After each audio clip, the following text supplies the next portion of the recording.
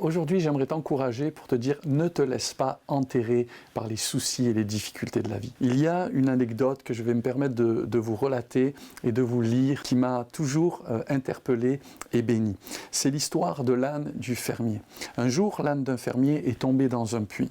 L'animal gémissait pitoyablement depuis des heures et le fermier se demandait quoi faire. Finalement, il a décidé que l'animal était vieux et le puits devait disparaître de toute façon. Ce n'était pas rentable pour lui de récupérer l'âne. Il a invité tous ses voisins à venir et à l'aider.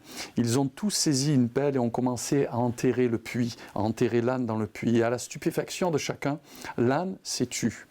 Quelques pelletées plus tard, le fermier a finalement regardé dans le fond du puits et a été étonné de ce qu'il a vu. Avec chaque pelletée de terre qui tombait sur lui, l'âne faisait quelque chose de stupéfiant. Il se secouait pour enlever la terre de son dos et monter dessus. Pendant que les voisins continuaient à pelleter sur l'animal, il se secouait et montait de plus en plus haut. Bientôt, chacun était stupéfait que l'âne soit hors du puits et se mit à trotter. Morale de cette histoire, c'est que la vie va essayer de vous engloutir sous toutes sortes d'ordures et de difficultés. Le truc pour se sortir du trou est de se secouer et de continuer à avancer. Chacun de nos ennuis sont des pierres qui permettent de progresser. Nous pouvons sortir des puits les plus profonds et n'arrêtant jamais. Il ne faut jamais abandonner. Voici la morale de cette histoire.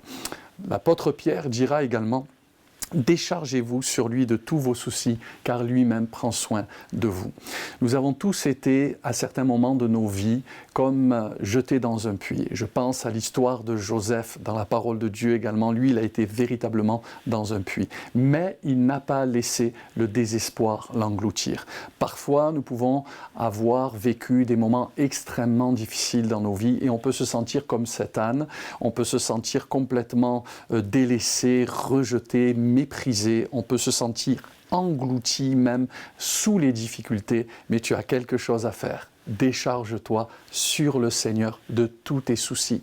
Et la Bible dit, lui-même prend soin de toi. Ceux qui voulaient t'enterrer ne le pourront pas si Dieu est avec toi. Et si tu gardes la foi, si tu gardes la prière, si tu gardes la parole de Dieu, tu pourras expérimenter un renouveau. Et ce qui devait te tuer va te rendre plus fort. Et ce sera un témoignage à rendre à la gloire de Dieu. Je ne sais pas ce qui veut t'enterrer en ce moment. Peut-être une maladie, peut-être une dépression, peut-être un chômage, peut-être un divorce, peut-être des enfants qui vous ont abandonné, etc., etc.